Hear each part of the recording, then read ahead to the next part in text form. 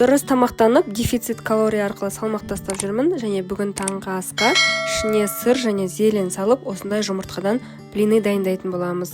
Бізге 2 жұмыртқа, 20-30 граммдай сыр, кішкене зелень және сковородканы майлағанға май керек болады. Мен 2 жұмыртқаның 2 белогын және 1 жылтоғын пайдаланамын.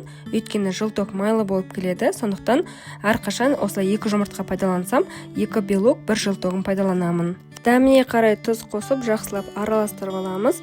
Сковородканы орташа отта қыздырамыз және кішкене ішін осылай щеткамен майлап жібереміз.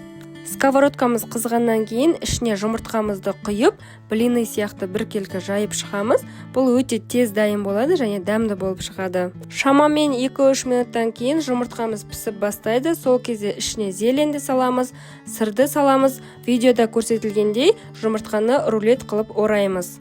Ең бастысы жұмыртқаны пісірген кезде орташа отта пісіру керек. Сол кезде ол ешқандай сковородкаға жабыспайтын болады. Таңғы асымыз дайын, жұмыртқаның ыстығына ішіндегі сыр еріп, өте дәмді болып шығады.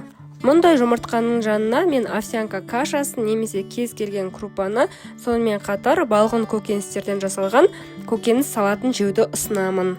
Егер сізге дұрыс тамақтану, салмақ тастау жайлы қызық болса, менің YouTube каналыма тіркеліп алыңыз.